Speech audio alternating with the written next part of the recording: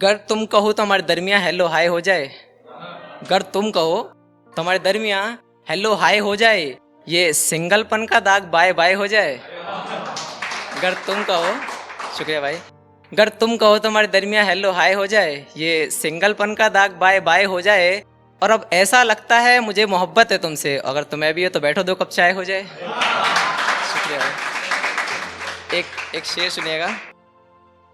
अच्छा, ऐसा होता है ना कि रिलेशन में कभी जात धर्म देखने लगते हैं फैमिली वाले, तो मैंने उस पर लिखा था कि जब तक दोनों हैं हमारा साथ एक है। अच्छा, वो है ना कि मेरा है कुछ ऐसा, तो वो कास्ट वगैरह सेम है, तो उस पर लिखा था कि जब तक दोनों हैं हमारा साथ एक है।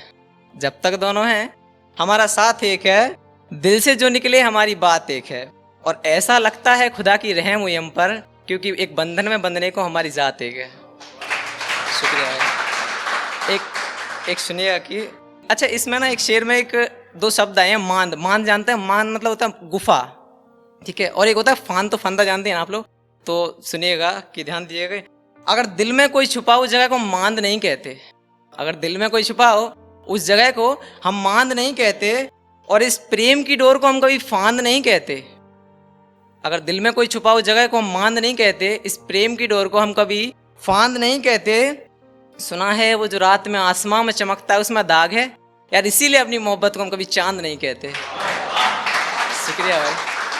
और इसका एक और शेर इसका नज़र करता हूँ, इसलिए अपनी मोहब्बत को हम कभी चांद नहीं कहते, और अपनी मोहब्बत को उसके घर से हम बिहा कर नहीं लाए। अपनी मोहब्बत को अभी उसके घर से हम बिहा कर नहीं लाए, इसीलिए अभी हमारे सास ससुरा में दामाद नहीं कहते। शुक्रिया भाई। एक ये तो हो गया थोड़ा सा हंसी मजाक प्यार का था।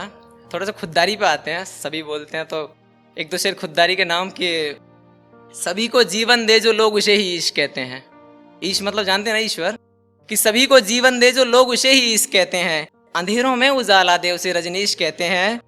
और वैसे तो हर इंसान को यहाँ दर्द मिलता है, पर जिसे हर दौर में दर्द मिला उसे मनीष कहते हैं।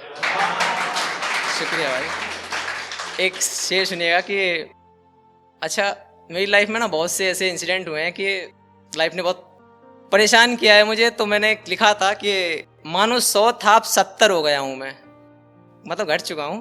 कि मानो 100 था अब 70 हो गया हूँ मैं, पहले अच्छा था बुरे से भी बदतर हो गया हूँ मैं। मानो 100 था अब 70 हो गया हूँ मैं, पहले अच्छा था बुरे से भी बदतर हो गया हूँ मैं। और बचपन से मेरी किस्मत ने इतने सितम ढाए हैं मुझ पर, बड़ा नाजुक दिल था पत्थर हो गया हूँ मैं। शुक्रिया भाई। एक शेर सुनिएगा। अच्छा, ये शेर जो है वो आजकल की जो दौर चल रहा है उस पर है, सुनिएगा। आप लोग अपनी लाइफ से शायद इसे लगा पाए तो सुनिएगा कि ये हैवानियत का कहर मुझे अच्छा नहीं लगता। ये हैवानियत का कहर मुझे अच्छा नहीं लगता, और किसी को शौक से जहर अच्छा नहीं लगता। ये हैवानियत का कहर मुझे अच्छा नहीं लगता, और किसी को शौक से जहर अच्छा नहीं लगता।